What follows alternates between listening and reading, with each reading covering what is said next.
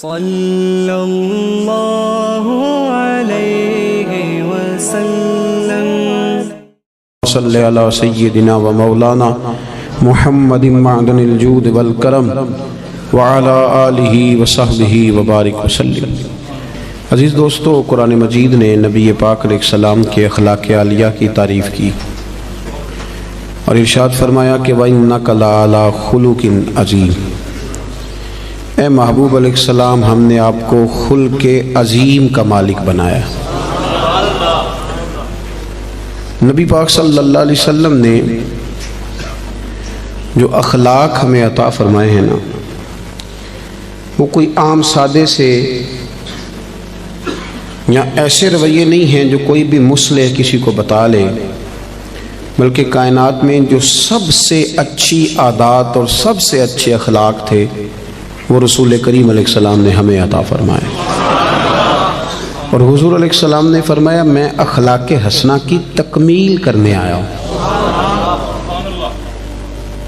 یعنی ساری دنیا جمع ہو کے بھی دوبارہ اتنے اچھے اخلاق کی طرف توجہ دلانے کا دعویٰ نہیں کر سکتی جو اخلاق مدینے والے محبوب نے ہمیں عطا فرمائے۔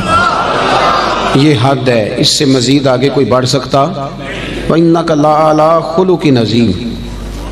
اور جناب عائشہ صدیقہ رضی اللہ تعالیٰ عنہ اس کی تفسیر میں فرمایا کرتی تھی، کَانَ خُلُقُهُ الْقُرْآنُ، کہ وہ سارے اخلاق جن کو قرآن بیان کرتا ہے نا، وہ سارے حضور نے کر کے دکھائے، وہ سرکار نے ہمیں کر کے دکھائے۔ ہمارے ہاں لوگ یہ سمجھتے ہیں کہ صرف میٹھا بولنے کا نام اخلاق ہے، حالانکہ اخلاق اعلیٰ حضرت نے خلق کا ترجمہ خو کیا ہے، یعنی عادت۔ اچھے اخلاق بنیادی طور پہ اچھی عادات کو کہتے ہیں۔ لوگ سمجھتے ہیں کہ صرف شاید میٹھا بولنے کا نام، یہ بھی اخلاق کا ایک حصہ ہے، لیکن ایک حصہ ہے۔ میٹھا بولنا کل اخلاق نہیں۔ میٹھا تو آپ کو پتہ ہے لوگ اپنے مطلب کے لیے بھی بولتے ہیں، میٹھا تو لوگ مطلب کے لیے بھی بولتے ہیں۔ جہاز کا جو عملہ ہوتا ہے ان کی بڑی بڑی تگڑی تنخواہیں ہوتی ہیں، بڑی بڑی، تو ان میں سے جو آدمی 2 لاکھ روپیہ مہینہ لیتا ہے اسے پتہ ہوتا ہے کہ یہ بندہ 15,000 کی ٹکٹ لے کے بیٹھا ہوا ہے، لیکن وہ جتنی مرضی تلخی کرے ان کی ٹریننگ ہوتی ہے کہ تم نے تلخ نہیں بولنا، یہ ٹریننگ ہوتی ہے۔ بلکہ چلیں اس سے زیادہ کھول کے بات عرض کرتا ہوں، آپ یہ اپنے شہر میں کسی کپڑے والی دکان پہ چلے جائیں تو سیل مین سے کہیں کہ ایک سوٹ دکھائیں تو وہ آپ کو دکھائے گا، نہیں یہ نہیں مجھے پسند تو وہ دوسرا تھان کھول لے گا، یہ بھی نہیں پسند تو وہ سارے کھول کے لے آئے گا۔ آپ آنے لگیں گے تو کہے گا انکل ذرا ٹھہریے، میں نے کچھ پیچھے بھی رکھے ہوئے، وہ بھی کھول کے لائے گا۔ پھر بھی آپ نے کہہ دیا کہ نہیں تیرے پاس وہ ہے ہی نہیں یار، تو نے میرا وقت ضائع کیا، تو پھر بھی بد اخلاقی نہیں کرتا وہ، بلکہ آپ سے کہتا ہے اگلے ہفتے آئیے گا، نیا مال بھی آنا ہے۔ لیکن جب آپ نیچے اترے سیڑھیوں سے تو اس نے پیچھے سے کہا کہ ایک جوڑا اس نے لینا ہوتا ہے اور نخرہ دیکھو کتنا ہے، تو آپ کا کیا مطلب ہے؟ یہ بندہ اخلاق والا ہے؟ یہ اخلاق، اس نے تو غیبت کی، اس نے ظلم کیا اپنی جان پہ۔ لوگ سمجھتے ہیں کہ فقط میٹھا بولو، یعنی آپ میٹھے بولتے جائیں باقی جو مرضی کرتے جائیں۔ اخلاق صرف میٹھا بولنے کا نام نہیں، اخلاق میٹھا بولنے کو نہیں کہتے، اخلاق تو سچ بولنے کو کہتے ہیں۔ سچ بولنا اور اس سچائی میں پھر مٹھاس پیدا کرنا، پھر اس کا نام حسن اخلاق ہے۔ سچ بولنے کا نام اخلاق ہے، خودداری کا نام اخلاق ہے، عزت نفس کا نام اخلاق ہے۔ عزیز دوستو، دیانتداری کا نام اخلاق ہے۔ نبی کریم صلی اللہ علیہ وسلم نے نا ہمیں بلند اخلاق سکھائے، بلند اخلاق۔ آج جن چیزوں کی بہت زیادہ ضرورت ہے ان میں سے ایک چیز ہے خودداری، عزت نفس۔ یہ دولت بے بہا ہے۔ حضرت حکیم بن حزام رضی اللہ تعالیٰ عنہ فرماتے ہیں کہ ہم کچھ لوگ نبی پاک صلی اللہ علیہ وسلم کی بارگاہ میں حاضر ہوئے تھے، حضرت عبد الرحمن ابن عوف بھی ان میں شامل تھے۔ ہم جب حاضر، یہ سیاستہ کی روایت ہے، کہتے ہیں جب ہم حاضر خدمت ہوئے تو حضور نے فرمایا میرے ہاتھ پہ بیعت کرو، تو ہم نے اس کی حضور ہم تو پہلے بیعت کر چکے ہیں، بیعت اسلام تو ہو چکی۔ حضور نے دوبارہ فرمایا بیعت کرو۔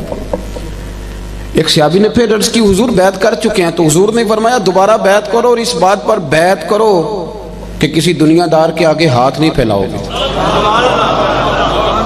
کسی دنیا دار کے سامنے۔ ایک ہے اللہ والوں سے مانگنا، اللہ والوں کی مدد تو عین اللہ کی مدد ہوتی ہے، دنیا داروں سے مانگنا، اور ایک ہے دین کے لیے کسی کو توجہ دلانا، اس کا بھی معنی اور ہے، لیکن اپنی ذات کے لیے مانگنا، لالچ کرنا، لوگوں کی جیبوں کو دیکھنا۔ ہمارے نوجوان سارے تلاش کرتے پھرتے ہیں، وہ میری لندن والی پھوپھی مہربان ہو جائے تو میرا کام بن جائے گا، کبھی میرا امریکہ والا ماموں مجھے لے جائے تو میں بچ گیا۔ سہارے ڈھونڈتے پھرتے ہیں، سہارے کمزور لوگ ڈھونڈتے ہیں، کمزور لوگ سہارے ڈھونڈتے ہیں۔ اسلام تو وہ والا اخلاق سکھاتا ہے کہ سہارے ڈھونڈو نہ، بلکہ کسی کا سہارا بن جاؤ، سہارا بنو کسی کا۔ حضور نے باقاعدہ بیعت لی، فرمایا بیعت کرو میرے ہاتھ پر کہ تم کسی کے آگے سوال۔ تو حضرت عقیل بن حزام کا اپنا یہ حال تھا کہ بوڑھے ہو گئے تھے، ضعیف تھے، چلتے تھے تو کمر میں تکلیف ہوتی تھی۔ ایک دفعہ گھوڑے پہ بیٹھے تھے یا اونٹ پہ بیٹھے تھے تو ہاتھ سے درہ گر گیا زمین پہ، آپ کا خادم قریب کھڑا تھا، بڑی مشکل سے گھوڑے سے اترے، وہ درہ اٹھایا، دوبارہ بیٹھنے لگے تو تکلیف ہوئی، 2-3 دفعہ کوشش کر کے بیٹھ گئے تو خادم کہنے لگا حضور مجھے حکم دے دیتے میں پکڑا دیتا۔ فرمانے لگے کیسے تمہیں کہہ دیتا؟ میں نے اپنے محبوب سے وعدہ کیا ہے کہ زندگی میں کسی دنیا دار سے سوال نہیں کروں گا۔ یہ کمزور لوگ ہوتے ہیں میرے بھائی۔ غیرت، اقبال نے کہا، اقبال کہنے لگے غیرت ہے بڑی چیز جہانے تگ و دو میں، غیرت مند بن، تو کسی کے سامنے ہاتھ پھیلاتا ہے۔ غیرت ہے بڑی چیز جہانے تگ و دو میں، پہناتی ہے یہ فقر کو تاج سردارا۔ فرمایا فقیر اگر سرداری والا تاج پہننا چاہتے ہیں نا تو پھر وہ ہاتھ پھیلانا چھوڑ دیں۔ مسند امام احمد بن حنبل کی حدیث کے 2 جملے ان کو رٹ کے یاد کر لینا آپ نے۔ ایک شخص نے عرض کیا تھا یا رسول اللہ صلی اللہ علیہ وسلم ذلت کیا ہے؟ تو نبی پاک علیہ السلام نے فرمایا اگر تو لالچ کرے گا تو ذلیل ہو جائے گا، لالچ کرے گا تو ذلیل ہو جائے گا۔ عرض کی حضور پھر عزت کیا ہے؟ تو محبوب فرمانے لگے جو رب نے تجھے دیا ہے نا اس پہ راضی ہو جا، اللہ تجھے عزت عطا کر دے گا۔ خوددار بنے۔ قرآن پاک نے نا تعریف کی ہے اصحاب صفہ کی، قرآن کہتا ہے لا یسألون الناس الحافا، وہ کسی سے لپٹ لپٹ کر سوال نہیں کرتے، پیٹوں پہ پتھر باندھے ہوئے، کئی دنوں سے روٹی نہیں کھائی، پر کسی سے لپٹ لپٹ کر سوال ہے، وہ خودداری والے لوگ، عزت نفس والے، وہ ہاتھ نہیں پھیلاتے، وہ ان کا یہ رویہ نہیں ہے کہ کوئی آئے گا تو مجھے دے جائے گا۔ خواجہ حسن بصری رحمۃ اللہ علیہ کے پاس ایک نوجوان آیا تو آگے کہنے لگا حضرت جی مجھے سمجھ لگ گئی آج کے بعد میں نے کام کوئی نہیں کرنا، اب میں گھر بیٹھوں گا اللہ روزی دے گا۔ آپ فرمانے لگے جی وہ کیا سمجھ لگ گئی ہے؟ کہنے لگا میں نے آج عجیب بات دیکھی ہے، میں جنگل میں گیا ہوا تھا، ایک شیر آیا ہے، اس نے ایک بکرے کا شکار کیا ہے، کچھ اس نے کھایا ہے، پھر اس نے باقی کا اپنے پنجوں میں پکڑا ہے، پہاڑی کے اوپر چڑھ گیا، وہاں ایک نابینا لومڑی بیٹھی تھی، باقی کا اس نے اسے کھلایا ہے۔ تو مجھے مسئلے کی سمجھ آ گئی ہے کہ جو اللہ لومڑی کے لیے بندوبست کر سکتا ہے میرے لیے بھی کرے گا، لہذا اب کام نہیں کرنا۔ تو خواجہ حسن بصری فرمانے لگے سبحان اللہ کیا تیری سوچ ہے، تو نے 2 کردار دیکھے، ایک لومڑی دیکھی ایک شیر دیکھا، او خدا کے بندے تو نے لومڑی بننے کا فیصلہ کیا، شیر بننے کا کیوں نہیں کیا؟ تو شیر بننا، شکار مار، کھا بھی اور کھلا بھی، کھا بھی اور کھلا بھی۔ پڑھے نا ابن ماجہ شریف، ایک صحابی حاضر خدمت ہوئے، عرض کی حضور کچھ دیجئے۔ یہ نوجوان میری بات پہ خاص توجہ کریں، اب اقبال کا کرتے تھے لہو مجھ کو رلاتی ہے جوانوں کی تن آسانی، کہتے ہیں آرام پسند ہے، کہتے کرنا کچھ نہ پڑے، کچھ شارٹ کٹ رستہ ملے۔ بلکہ ہمارے بچے تو اب خواب دیکھتے ہیں کہ سویرے میں اٹھوں تو میرے نا بستر کے نیچے ایک توڑا پیسوں کا پڑا ہوا ہو، یا میری موٹر سائیکل سے بٹ ٹکرائے کچھ ہے، میں اٹھاؤں تو نیچے ہیرے ہیرے ہوں۔ یہ خواب ہے، تو خواب خواب ہی ہوتے ہیں، ان کو تعبیر کرنے کے لیے محنت کرنی پڑتی، محنت کریں، جد و جہد کریں، خواب نہیں دیکھیں۔ ہمارے ہاں مزاج ہی نہیں، توجہ ہی نہیں۔ ابن ماجہ کی حدیث، ایک شخص نے آ کے عرض کیا تھا یا رسول اللہ کچھ دیجئے، اور کہاں سے اس نے مانگا؟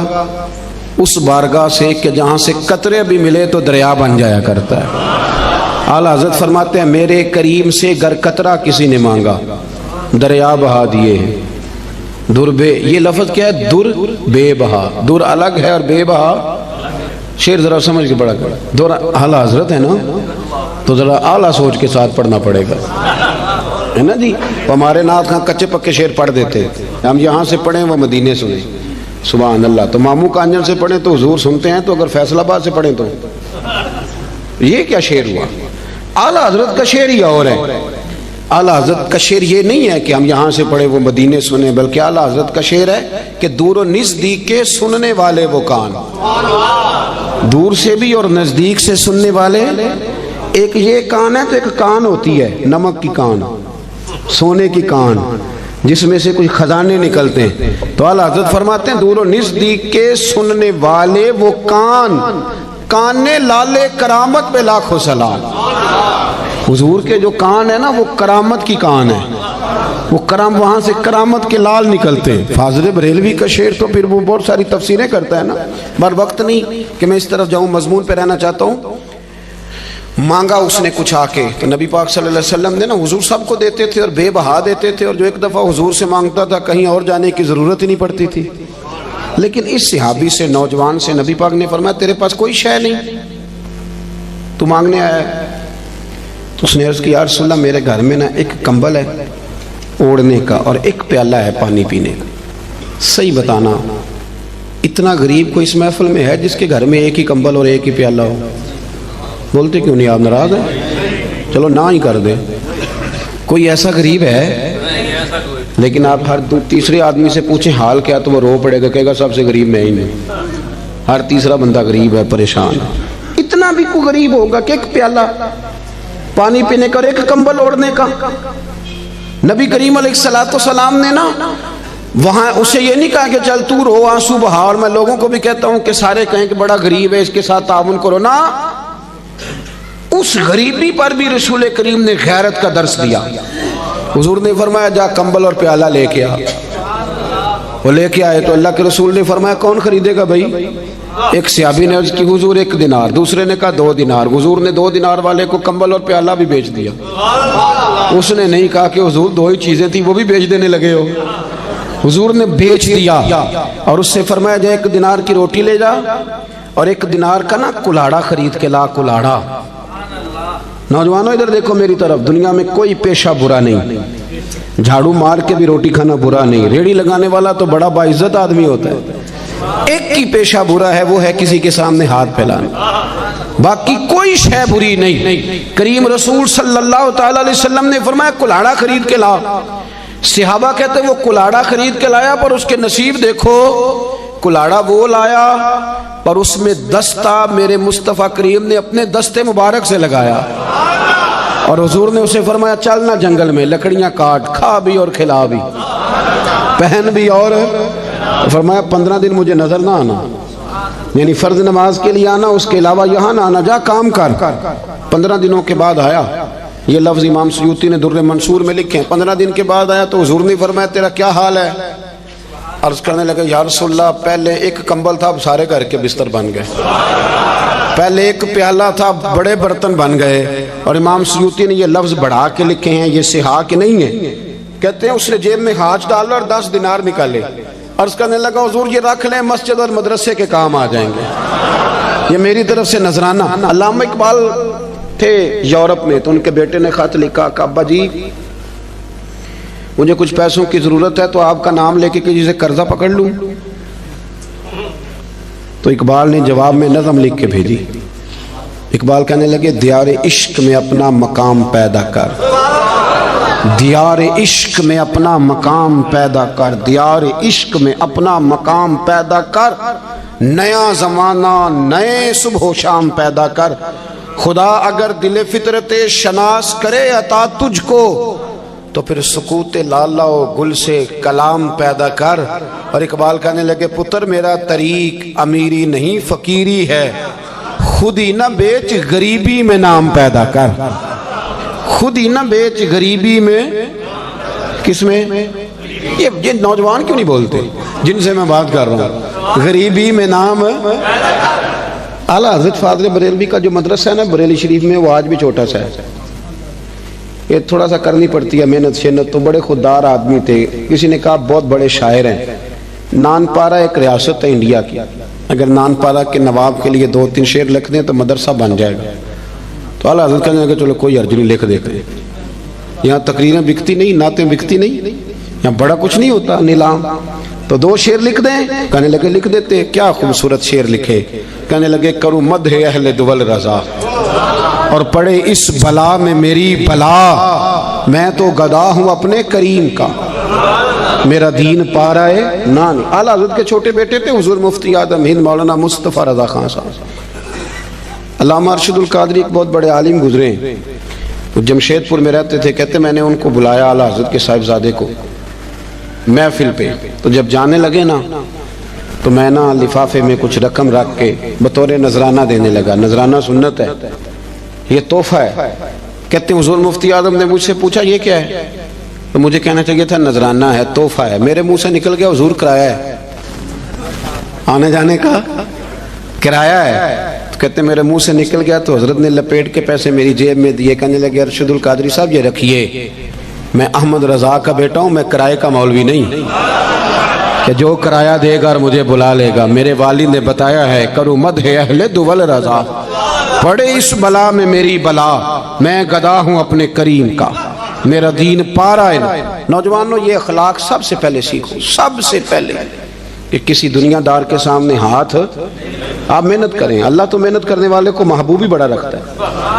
آپ مشقت کریں، آپ دیکھیں رب کتنے رستے کھولتے. اور ایک اور بات، جو لوگ سیڑھیوں سے چلتے ہیں نا، بے ساکھیوں سے، انہیں پیروں پہ چلنا ہی نہیں آتا. اگر اپنے پیروں پہ چلنا سیکھو گے نا تو 1-2 دفعہ لڑکھڑاؤ گے، پھر سیدھے کھڑے ہو جاؤ گے، سیدھے کھڑے ہو جاؤ گے. سب سے پہلا اخلاق یہ سیکھو کہ کچھ بھی ہو جائے تھوڑے پہ گزارا کرو، تھوڑے، لیکن اپنے گھر کے اندر رہو. اگر آپ کا اپنا مکان ہے اور وہ کچا ہے تو ہمیں کیا ضرورت ہے کسی کا پکا دیکھنے کی؟ جو ہمارا ہے وہ محل ہے، ہمیں کیا ضرورت؟ خودداری، عزت. اور دوسرا اخلاق، آپ کو پتہ ہے نبی پاک صلی اللہ علیہ وسلم کی سب سے پہلے شہرت کیا ہوئی تھی؟ کہ صادق اور امین ہے. صادق اور بول کے بتائیے. حضور سب سے پہلے معروف کس بات سے ہوئے؟ ہمارے ہاں نا پاکستان کے آئین میں جھوٹ کی سزا ہی کوئی نہیں. پاکستان کے آئین میں جھوٹ کی سزا، آپ جائیں تھانے اسے کہیں اس بندے نے میرے ساتھ 50 جھوٹ بولے ہیں، کہے گا اس کا پرچہ ہی نہیں ہو سکتا. اور جھوٹ اتنا عام ہو گیا ہے، غلط بیانی، جھوٹ. اور وہ طے کر کے بولتے ہیں لوگ جھوٹ، طے کر کے. یعنی شادی کارڈ پہ جان بوجھ کے لکھتے ہیں کہ 12 بجے کھانا ہے، کھلاتے ہیں 12 بجے. کیوں لکھتے ہیں؟ یہ جھوٹ نہیں؟ کیوں آپ نے جھوٹ لکھا؟ پھر اس کے ساتھ آپ نے انشاءاللہ کا جملہ بھی استعمال کیا. کیا ضرورت تھی اس کی؟ اتنا جھوٹ. ایک بچہ مجھے کہنے لگا حضرت صاحب میری اماں سے کہہ دیں کہ اس دفعہ میں ضرور لے کے جاؤں گا عمرے پہ. تو میں نے کہا بھی آپ کی اماں آپ کہہ دیں. کہنے لگے میں نے 15 دفعہ پہلے بھی وعدہ کیا عمرے پہ بھیجنے کا. اب میری ماں میرا یقین ہی نہیں کرتی. ہمارے گھر میں سب سے بڑی لڑائی بلا کیا ہے؟ بی بی کہتی ہے کہ روٹی روزی کا مسئلہ نہیں، مجھے اعتبار ہی نہیں کہ یہ سچ بولتا ہے کہ جھوٹ بولتا ہے. ہم نے اعتبار ضائع کر لیا، اعتبار ضائع ہو گیا، لوگ یقین کرنے کو تیار نہیں. وہ حضور کا اخلاق جس سے میرے رسول پاک نے آغاز فرمایا، جس سے حضور کی تعریف ہوئی، سچ بول. پڑھے نا ابو داؤد شریف، ایک صحابی نے کہا تھا یا رسول اللہ مومن بزدل ہوتا ہے. حضور فرمانے لگے ہو جاتا ہے کبھی کبھی. اس نے کہا یا رسول اللہ مومن کنجوس بھی ہوتا ہے. فرمایا کر لیتا ہے میرا مومن کبھی کبھی کنجوسی بھی. ایکون المؤمن کاذبا قال لا او کما قال صلی اللہ تعالی علیہ وسلم. اس شخص نے عرض کی یا رسول اللہ کیا آپ کا کلمہ پڑھنے والا جھوٹ بھی بولتا ہے؟ تو میرے محبوب فرمانے لگے مومن سارا کچھ ہو سکتا ہے، جھوٹا نہیں ہوتا. سچے نبی کے ماننے والے جھوٹ بولتے، بددیانتی کا مظاہرہ کرتے، تو اتنا جھوٹ بولا. اور سنیں ترمذی شریف، جاگ رہے ہیں آپ لوگ؟ حضور نے فرمایا تو سچ بول کے تجارت کر. اچھا یہاں بھی ایک بات کر دوں، لوگ کہتے ہیں جھوٹ کے بغیر کام نہیں چلتا. میرا یہ خیال ہے کہ سچے کا کام زیادہ چلتا ہے. بندے کہتے ہیں وہ 5 روپے زیادہ لیتا ہے پر بندہ کھرا ہے، چیز غلط ہے، اس کی تو شہرت اچھی ہو جاتی ہے. ترمذی شریف کے لفظ ہیں، اللہ کے حبیب صلی اللہ علیہ وسلم نے فرمایا تو سچ بول کے تجارت کر، اللہ سچے تاجر کو قیامت کے دن نبیوں کے ساتھ جگہ عطا فرمائے گا. لیکن لوگ جھوٹ بولتے ہیں اور بڑا تگڑا کر کے بولتے ہیں، بددیانتی کرتے ہیں، اور چھوٹی چھوٹی سی. یعنی کبھی کبھی نا شرم آتی ہے جب بڑے ذمہ دار ادارے کا آدمی 200 روپیہ رشوت لیتا ہے نا، تو شرم آتی ہے کہ یار اس کو ڈسکس بھی کریں گے اب ہم، یعنی اتنا نیچے اتر جائیں گے، حد ہوتی ہے کوئی کسی چیز کی، اتنا نیچے اتر کے ہم بددیانتی کریں گے۔ آپ کو پتہ ہے کہ جس رات میرے رسول کریم علیہ السلام نے ہجرت کی تھی وہ رات کتنی خطرناک تھی؟ اہل مکہ نے ایک پوری سازش رچی تھی، ہر قبیلے کے ایک آدمی کو تلوار دی تھی، ہر قبیلے کے، تاکہ حضور کو مل کے اگر شہید کیا جائے تو کسی ایک قبیلے پر الزام نہ آئے۔ ہر قبیلے کا بندہ آیا تھا، چاروں طرف سے گھر کو گھیر لیا، وہ طے کر کے آئے تھے کہ معاذ اللہ ثم معاذ اللہ حضور کو شہید کریں گے، وہ شہید کر رہے ہیں۔ توجہ ہے میری بات پر؟ اور سرکار حضرت مولا علی شیر خدا سے فرما رہے ہیں کہ تم میرے بستر پہ لیٹ جا، سویرے لوگوں کی امانتیں واپس کر کے آ جانا۔ محققین کہتے ہیں کہ وہ امانتیں بھلا کن لوگوں کی تھیں؟ جو باہر تلواریں لے کے کھڑے تھے۔ مجھے سچ بتاؤ کہ جس بندے سے میں نے لینا ہو لاکھ روپیہ وہ عمرے پہ جانے لگے، حالانکہ مجھے پتہ ہے کہ 20 دنوں میں 28 دنوں میں لوٹ آئے گا، تو میں اسے جانے دیتا ہوں؟ میں کہتا ہوں پہلے میرے پیسے رکھ۔ آپ ذرا اس بات کو اس کو عام نہ لیجئے گا، ذرا اس کی گہرائی دیکھیں کہ آپ ایک بندے کو شہید کرنے لگیں، آپ اس کا خاتمہ کرنے لگیں اور آپ کے پیسے اس کے گھر میں پڑیں، انوکھی بات نہیں؟ اخنس بن شریک سے ابو سفیان کہنے لگے کہ سنا تیرے بھی پیسے وہاں پڑے ہیں، تو تو شہید کرنے آ گیا تو پیسے تو لے رہے تھے۔ تو اخنس بن شریک کہنے لگا ابو سفیان چپ کر، بات کا تجھے بھی پتہ ہے اور بات کا مجھے بھی پتہ ہے، وہ باہر سے نہیں آئے، یہیں پیدا ہوئے، یہیں جوان ہوئے، ہمارے سامنے ان کی کن پٹیوں پہ بال سفید آئے، جانتا تو بھی ہے اور پتہ مجھے بھی ہے، مخالفت جتنی مرضی کریں پر یہ تو ہمیں پتہ ہے نا کہ وہ دنیا سے چلے بھی گئے تو ہماری امانتیں پھر بھی ضائع نہیں ہوں۔ آپ کیا بات کرتے ہیں صاحب؟ تیری صورت تیری سیرت زمانے سے نرالی ہے اور تیری ہر ایک ادا پیارے ادائے بے مثالی ہے۔ میرے عزیز اتنی بڑی بات کہ پیسے گھر میں پڑے ہیں، تو ان کا یہ دعویٰ ہے کہ وہ شہید بھی ہو گئے تو ہماری امانتیں ضائع۔ لیکن یہاں کیا حال ہے؟ بڑا سیاںہ بندہ، بڑا سیاںہ کہتا تیرا بیانہ گیا، ختم، چھٹی۔ کس حساب سے رکھ لیا آپ نے بیانہ؟ کس مفتی سے فتویٰ لیا؟ لیکن چھوٹی چھوٹی چیزوں میں بددیانتی، جھوٹ، دغا، فریب، اور آپ یقین کریں کوئی فائدہ نہیں ہوتا، لوگ پھر بھی جھوٹ بولتے ہیں، مذاق میں جھوٹ بولتے ہیں، جھوٹی کہانیاں سناتے ہیں۔ چھوڑیں، مہینہ چل رہا ہے سیدنا ابو بکر صدیق کا۔ حضرت ابو بکر صدیق رضی اللہ تعالیٰ عنہ نا نبی کریم صلی اللہ علیہ وسلم کو لے کے نا غار ثور پہ تشریف لے گئے۔ آج جب حاجی جاتے ہیں نا وہاں زیارت کے لیے تو رستے میں نا 5-6 جگہ سٹے کا مقام بنا ہوا ہے، چائے پیتے ہیں، بوتل پیتے ہیں، پھر بھی واپس آ کے ڈینگے مارتے ہیں کہ میں چڑھ گیا تھا جی، میں ہو آیا ہوں جی، میں تو یوں گیا اور یوں آیا، حالانکہ رستہ بنا ہوا ہے، رستے میں کئی جگہ پانی پیا، پھر بھی بڑی بڑھ کے۔ جب حضرت صدیق اکبر لے کے گئے تھے تو رستہ بھی کوئی نہیں تھا، وقت تھا رات کا۔ وہ درویشوں نے کیا خوب بات کی، جب دیکھا نا کہ حضور کو ذرا تکلیف ہو رہی ہے تو جناب ابو بکر کہنے لگے حضور میرے کندھوں پہ آ گئے۔ وہ درویش کہنے لگے او ویکھو پباں پار قدم نہیں جے لاؤندا تے 100 پہاڑ تے چڑھے آ جاندا، او پہ جاندا دے یار نبی دا اے اصلی دلدار نبی۔ ابو بکر صدیق نے نا اپنی جوان بیٹی، ذرا توجہ کرنا میری بات پر، بیٹیاں بڑی پیاری ہوتی ہیں۔ جو لوگ شروع سے یہاں رہتے ہیں نا اس شہر میں، وہ محلے میں، تو بچیاں جانتی ہوتی ہیں کہ یہ میرا چاچو ہے، یہ میرا خالو ہے، یہ میرا، سب اپنے ہوتے ہیں، لیکن اس کے باوجود بھی رات کو اگر جوان بیٹی نکل جائے نا چوک میں ماچس لینے تو سویرے مصیبت بن جاتی ہے۔ وہ بچی رات کو نکل گئی اور ہو سکتا ہے کہ والد بندوق نکال لے کہ تو کیسے باہر گئی تھی، لیکن یارو وفا بڑے بڑے امتحان لیتی۔ حضرت صدیق اکبر نے اپنی جوان بیٹی جناب اسماء بنت ابی بکر سے کہا پتر میرے نبی پاک کو نا تازہ کھانا ملنا چاہیے۔ حضرت اسماء کہتی میں روز روٹی پکاتی تھی اور تازی پکاتی تھی، اور جب دنیا سو جاتی، جوان بیٹی، رستہ کوئی نہیں غار میں جانے کا، دنیا سو جاتی تو کہتی ہیں میں پھر چادر اوڑھتی۔ آج بھی جہاں غار ثور ہے وہاں آبادی کوئی نہیں، آج بھی نہیں، تو اس وقت کیا عالم ہوگا؟ فرماتی ہیں میں رات کو تازہ کھانا لے کے جاتی۔ ایک رات میں نے کھانا پکایا، دوسرے دن میں کھانا دے کے آئی، دوسرے دن میں کھانا تیار کر رہی تھی، میرے دروازے پہ دستک ہوئی کہتے میں کسی غریب کی بیٹی نہیں، چودھری کی بیٹی تھی۔ ابو بکر صدیق قبیلے کے سردار تھے، کبھی کسی نے آنکھ اٹھا کے نہیں دیکھا تھا، لیکن جب دروازے پہ شور ہوا میں باہر گئی تو ابو جہل لوگوں کو لیے کھڑا تھا۔ اسماء کہاں گیا تیرا باپ حضور کو لے کے؟ کہتی رش تھا میرے دروازے پر۔ یار کوئی معمولی آدمی نہیں، سردار، مالدار، وزادار، تاجر آدمی۔ تو کہتی ہیں کہنے لگا کدھر گئے ہیں وہ؟ حضرت اسماء کہتی اب میں دوراہے پہ کھڑی تھی، اگر میں بتا دوں کہ وہ غار ثور میں ہیں تو میری وفا اجازت نہیں دیتی۔ سنو، بتا دوں کہ وہ غار ثور میں ہیں تو وفا اجازت، اور اگر میں یہ کہہ دوں مجھے پتہ نہیں تو یہ جھوٹ ہے، یہ میرے نبی کی شریعت اجازت نہیں دیتی۔ کس کس موقع پر لوگوں نے سچ بولا اور کس کس طرح بولا؟ کوئی فائدہ نہیں ہوتا، جھوٹ بولتے ہیں لوگ، دغا کرتے ہیں، کوئی معنی ہی نہیں، اپنا آپ خراب کرتے ہیں۔ آپ جھوٹ بول کے دیکھ لیں، آپ کا اپنا دل بے چین ہو جائے گا، میں نے کتنا غلط کام کیا۔ آپ سچ بولیں گے اللہ آپ کو راحت عطا کرے، سچ میں سکون ہے۔ حضور نے فرمایا سچ تجھے نجات دے گا، جھوٹ تجھے ہلاک کر دے گا۔ حضرت اسماء کہتے اس نے پھر پوچھا بتاتی کیوں نہیں؟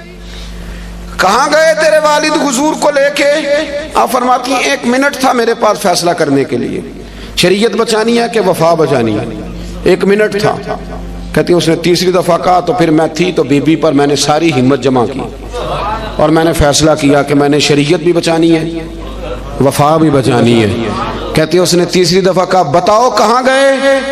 تو کہتی ہے پھر میں نے اسے کہا ابو جال سون میں ابو بکر صدیق کی بیٹی اور صدیق اکبر کی بیٹی ہوں، تیرے سے جو ہو سکتا ہے نا تو وہ کر لے، مجھے پتہ ہے وہ دونوں کہاں ہیں پر میں تجھے بتاؤں گی نہیں، میں نہیں بتاؤں گی، مجھے پتہ ہے وہ کہاں ہے پر میں بتاؤں گی۔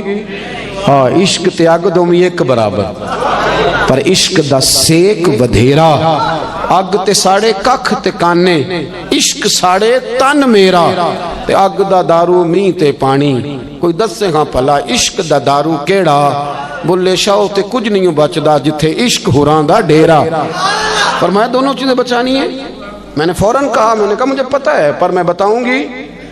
کہتے ہیں جب میں نے یہ کہا تو اسے بڑا غصہ آیا، اس نے ایک تھپڑ مارا، زمین پہ گری، کان میں بالی تھی، پتھر کو لگا کان تو کان پھٹ گیا۔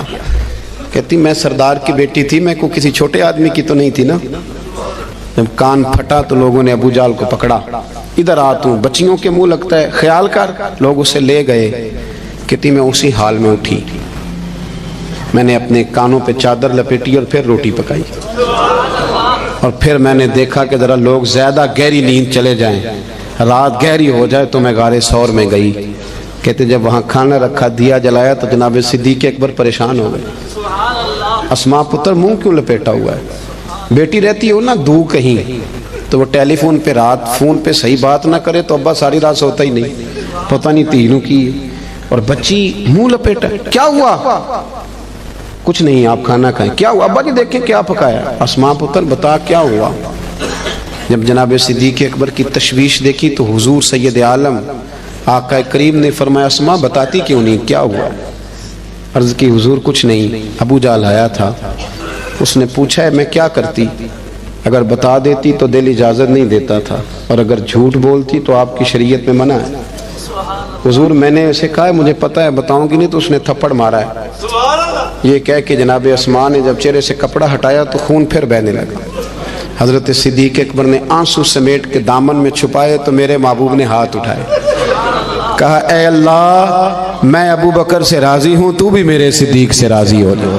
میرے عزیزو ہم تو نا بلا وجہ کا جھوٹ، بلا حضرت معروف کرخی رحمت اللہ تعالی علیہ، بغداد کے لوگ آپ کے پاس آئے، کہنے لگے حضور دعا کر دیں بغداد میں بارش نہیں ہوتی، تو آپ فرمانے لگے یہ جو میرے سامنے کریانے والا ہے نا، یہ جو دال بیچتا ہے، شکر بیچتا ہے، گڑ بیچتا ہے، اس سے دعا کراؤ بارش ہو جائے گی۔ لوگ کہنے لگے حضرت صاحب وہ تو ہمارے ساتھ ہی نماز پڑھتا ہے، سارا کچھ ہے ہم جانتے ہیں، فرمایا اس سے دعا کراؤ بارش ہو جائے گی۔ لوگ کہتے ہیں جا کے اسے کہا میاں دعا کر دو، کہنے لگا حضرت صاحب سے کراؤ، تو کہنے لگے انہوں نے ہی تو بھیجا ہے۔ اچھا انہوں نے بھیجا ہے؟ ہاتھ اٹھا دیے، یا اللہ تیرے بندے کہتے ہیں تیرے بندے نے بھیجا ہے، مہربانی کر بندوں پہ رحم فرما۔ ابھی دعا پوری بھی نہیں ہوئی کہ رب کریم نے بارش عطا کر دی۔ لوگ چلے گئے، کچھ جو اہل دل تھے وہ دوڑے ہوئے حضرت معروف کرخی کے پاس آئے، عرض کی حضور یہ کوئی علیحدہ نمازیں پڑھتا ہے واپس آ کے، الگ نمازیں پڑھتا ہے؟ تو آپ فرمانے لگے نہیں، اتنی پڑھتا ہے جتنی تم پڑھتے ہو، سنت شریعت کا پابند ہے، داڑھی رکھی ہوئی ہے، 5 وقت مسجد آتے ہو، تو حضور پھر اتنی قبولیت؟ آپ فرمانے لگے 35 سال ہو گئے میرے سامنے دکان کرتا ہے، یہ سودا پورا تولتا ہے اور گاہکوں کے ساتھ سچ بولتا ہے۔ تو جو بندہ 35 سال سے سچ بولے، اللہ کی نافرمانی نہ کرے، وہ بھی جب ہاتھ اٹھائے تو عرش کا مالک فوراً دعائیں قبول فرمائے۔ ایک تیسری بات یہ سنیں کہ حضور کا اخلاق یہ ہے کہ زندگی کا کوئی لمحہ ضائع نہیں کرنا، بے مقصد وقت نہ گزاریں کبھی بھی۔ سرکار نے نا لوگوں کو ایک مقصد دیا، اس مقصد پہ چل نکلے۔ حضرت بلال کا بھی مقصد تھا، حضرت عمر فاروق کا بھی ایک ہے، حضرت خالد بن ولید کا بھی ایک ہے۔ میری بات کی سمجھ آ رہی ہے؟ کوئی زندگی میں نا کوئی مقصد بنائے، اور اگر اللہ دے توفیق تو پھر میرے نبی کریم کے دین کی خدمت کو بھی مقصد بنائے۔ پتہ میں آپ کو عرض کروں، کسی بندے کو لو لگ جائے نا کہ میری 4 بہنیں جوان ہیں، میرا ابا بوڑھا ہو گیا ہے، تو 4 بہنیں اس سے چھوٹی ہوں تو پردیس چلا جاتا ہے اور کہتا ہے پہلے ان 4 کی شادی کروں گا پھر اپنی کروں گا۔ کرتے ہیں کہ نہیں ایسے لوگ؟ کرتے ہیں نا، لو لگ گئی ہے نا کہ میں نے اپنے گھر کو چلانا ہے۔ کسی کو گھر چلانے کی لو لگ گئی، کسی کو مکان بنانے کی، کسی کو بہنیں بیانے کی، کسی کو ماں باپ کو حج کرانے کی۔ کچھ ایسا بھی ہونا چاہیے کہ دین آگے پھیلانے کی بھی لو لگ جائے۔ ہم نے نا بحث سمجھ لیا ہے کہ دین بس بحث کرنے آیا ہے، 1 ربیع الاول سے 12 ربیع الاول تک بحث کرو کہ میلاد منانا چاہیے کہ نہیں، اور ٹکا کے کرو۔ اور جن کی 7 نسلیں میلاد مناتی آ رہی ہیں اور سارے منا، وہ بھی پوچھتے ہیں ہر سال ہی کہ جائز ہے کہ نہ جائز ہے۔ میں کہتا ہوں اب بس کریں، اب کتنا کو پوچھنا ہے، اب عمل کا رستہ اختیار کریں۔ اب اور میں نے اس دفعہ دوستوں سے کہا تھا کہ میرا دل کرتا ہے اب یہ نہ پوچھو میلاد منانا چاہیے کہ نہیں، اب میرا یہ دل کرتا ہے کہ ہم سے یہ پوچھیں کہ میلاد کی جھنڈیاں وضو کر کے لگانی چاہیے کہ بغیر وضو کے بھی لگ جاتی ہیں۔ اب ساری زندگی یہیں اڑے رہنا ہے، آگے بھی تو بڑھو نا تھوڑا سا۔ دین کے لیے نا جد و جہد نہیں، شوق نہیں، بلکہ بہانے بازی ہے، فلانا لڑتا ہے، فلانا ایسے کرتا ہے، فلانا۔ چھوڑیں، آپ نے عمل کب کیا ہے؟ دین کو تھوڑا سا مقصود بنائیں، کوئی ایک لائق سا بچہ نکال کے نا اسے دین کا عالم بنائیں، کچھ تھوڑا سا نا دینی چیزوں کو پڑھیں، کچھ لوگوں کو پڑھنے کی رغبت دیں۔ ہمارے ہاں نا وہ کسی ایک مدرسے کا کوئی استاد، اس کی فوٹو چھپ جائے نا اس نے بڑا مارا ہے اور بچے کے کمر پہ نشان پڑ گئے تو فوٹو اچھی چلتی ہے سوشل میڈیا پہ 4 دن۔ مجھے بھی ایک نے لا کے دکھائی، کہنے لگے مولوی صاحب مار مار کے ویکھو کی حال کیتا ہے۔ میں نے اسے کہا کہ کتنے مدرسے ہیں پاکستان میں؟ مدرسوں کی تعداد ہزاروں میں، تو یہ ایک بندہ آپ کو ایسا نکلا ہے تو آپ نے ادھم مچا دیا ہے۔ اس نے غلط کیا، اسے ایسا نہیں کرنا چاہیے تھا۔ پر آپ میرے ساتھ چلے، میں بتاتا ہوں یونیورسٹیوں میں کیا کیا خرابیاں ہیں، کالجوں میں کیا خرابیاں ہیں۔ آپ حیران ہوں گے کہ نشہ سب سے زیادہ یونیورسٹیوں اور کالجوں میں بکتا ہے۔ آپ نے کبھی دیکھا ہے کوئی مولوی ہائی لائٹ کرتا ہو کہ یونیورسٹیوں میں یہ کچھ ہو رہا ہے؟ کبھی دیکھا آپ نے؟ نہیں کرتے، اس لیے کہ ہم سمجھتے ہیں وطن ہمارا اپنا ہے اور یونیورسٹیاں ہماری اپنی ہیں، پڑھنے والے بچے ہمارے۔ ہم مدارس کے بچوں کو اپنا کیوں نہیں سمجھتے؟ مسجد کو اپنا کیوں نہیں سمجھتے؟ یہ بھی ایک ادارہ ہے، یہ بڑا کچھ ہمیں دیتا ہے، بڑا کچھ۔ لوگ کہتے ہیں مولوی کچھ نہیں کر رہے، تو میں کہتا ہوں کبھی ایسا ہوا ہے کہ تراویحاں کسی مسجد میں رہ گئی ہوں کہ حافظ نہیں ملا؟ بتائیں کبھی ہوا ہے؟ اس مسجد میں آج جمعہ نہیں ہوا جی، مولوی کوئی نہیں ملا۔ تو مدارس کچھ کر رہے ہیں تو اتنا بڑا انقلاب آیا ہوا ہے۔ ہر شعبے کے لیے آپ کو بندہ ملتا ہے۔ اپنا دین کو مقصد بنائیں، اور کچھ نہ کر سکیں تو کم از کم دینی لوگوں کی حوصلہ شکنی نہ کریں۔ ایسے کوئی بندہ پگڑی باندھ کے آ جائے تو اسے کہہ دے کہ تو اچھا لگ رہا ہے، ویسے ایک میرا دل کر رہا ہے بات کر دوں، وہ بھی میں کر ہی دیتا ہوں۔ آپ نا بیوٹی پارلر سے تیار ہو کے ہیں تو لوگ کہیں گے سونے لگ رہے ہیں، یہی کہیں گے۔ لیکن اگر آپ امامہ باندھ کے، داڑھی رکھ کے، کنگھی کر کے، خوشبو لگا کے ہیں تو لوگ تعریف پھر بھی کریں گے، پر یہ نہیں کہیں گے سونے لگ رہا ہے، کہیں گے کتنا نورانی چہرہ ہے۔ تو دین کے رنگ میں تو تعریف بھی بدل جاتی ہے اور مزہ دیتی ہے۔ تو اپنا مقصود بنا۔ مجھے بتایا گیا یہاں مسجد اور بڑی جلدی مدرسے کا بھی آغاز ہونے لگا ہے۔ میں اس چیز کا قائل ہوں کہ مسجد اور مدرسہ جہاں بھی ہو وہ میرے نبی پاک کی پسند ہے۔ اپنی توجہات بڑھایا کریں۔ انسانوں میں غلطیاں ہوتی ہیں، مسجدوں مدرسوں میں رہنے والے لوگ فرشتے نہیں ہوتے، انسان ہوتے ہیں، تو غلطیاں جہاں ہوتی ہیں ان کو صحیح کیا جاتا ہے، غلطیوں کی مخالفت شروع نہیں کی جاتی۔ اس مدرسے کو، اس مسجد کو آپ نے توجہ دینی ہے، توجہ۔ میرے پاس نا میرے کچھ مریدین جو لاہور سے تعلق رکھتے ہیں وہ سارے آئے ہوئے تھے، کچھ دن ہو گئے، وہ کافی سارے لوگ تھے، تو کچھ وظائف کی بات چیت چل رہی تھی، تو میں نے انہیں کہا بھی تمہارا ایک وظیفہ میں نے اور بڑھا دیا۔ وہ پیر صاحب وہ کیا؟ میں نے کہا آپ جس محلے سے آئے ہیں نا، آپ نے ہر جمعے اپنے محلے کی مسجد کی صفائی کرنی ہے، یہ ہمارا وظیفہ ہے، اس کو آپ نے پڑھنا ہے۔ اور مسجد کے انتظامی معاملات میں مداخلت نہیں کرنی، امام خطیب کمیٹی کیا کر رہی ہے اس سے سروکار نہیں، مسجد کی صفائی کریں، آپ کر کے دیکھیں اللہ آپ کو سکون عطا کرے گا۔ بہت بڑے درویش گزرے بابا فرید، جو بندہ کہتا تھا نا دل پریشان ہے اسے جھاڑو دیتے تھے، کہتے تھے جا مسجد میں جا کے جھاڑو دے، رب تجھے سکون عطا کرے گا۔ اور خود فرمایا کرتے تھے اٹھ فریدہ ستیا تے جھاڑو دے مسجد، اٹھ فریدہ ستیا تے جھاڑو دے، بولیے۔ چلیں مذہبی لوگوں سے بھی بات کر ہی لیتے ہیں۔ وہ امام صاحب کہتے ہیں مسجد کمیٹی دی وہ صفائی کرے، میں تو امام ہوں نا، امام تو نہیں نہ صفائی کرتا ہوں، تو کمیٹی والے کہتے ہیں حضرت صاحب کرائی صفاؤ تسی کڑا آپ کرنی بالا کو لے کرانی جی، وہ بھی بڑے پکے ہیں۔ تو میں کہتا ہوں کہ مسجد کمیٹی کی ہے کہ اللہ کی ہے؟ اس یہاں کون آتا ہے؟ اللہ کے پرونے آتے ہیں نا، اللہ کے مہمان آتے ہیں۔ میں الحمدللہ خوشی محسوس کرتا ہوں مسجد کو صاف کرتا، اس لیے کہ وہ رب کا گھر ہے۔ تو آپ مسجد میں رہتے ہیں، میں مسجد میں رہتا ہوں، اس کا کیا معنی ہوا کہ ہم اس میں بھی کہیں کہ ہماری حدق ہو رہی ہے، ہم کسی چودھری کا گھر صاف کر رہے ہیں، تو رب کریم کا گھر ہے۔ آپ کیوں ایسی کچی؟ اٹھ فریدہ ستیا جھاڑو دے مسجد، اور تو ستا رب جاگدا تیری ڈاڈے نال پرید۔ اٹھ فریدہ ستیا، داڑھی آ گیا پور، اگا نیڑے آ گیا پچھا رہ گیا دور۔ اٹھ فریدہ ستیا تے خلقت ویکھن جا، متے کوئی مل جائی بخشیا تے تم ہی بخشیا جا۔ ایک بات یہ عرض کی کہ خودداری پیدا کرے، اعلیٰ اخلاق ہے، اور دوسری گزارش یہ کی کہ سچ بولیں، دیانتداری کم، اور تیسرا اپنا کوئی مقصد بنائیں، ایک منٹ بھی زندگی کا ضائع نہ کریں، اور اگر دین مقصد بن گیا تو پھر تو دین بھی مل گیا، دنیا بھی مل گئی۔ جو میں کہہ سکا دعا کرتا ہوں اللہ اسے قبول فرما لے۔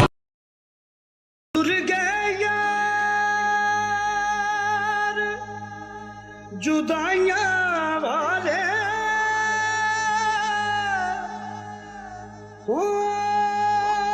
مینوں چھڈ گئے وچ پردیساں، ہوئے اٹھن جوگی نہ چھڈ گیا مینوں، ہو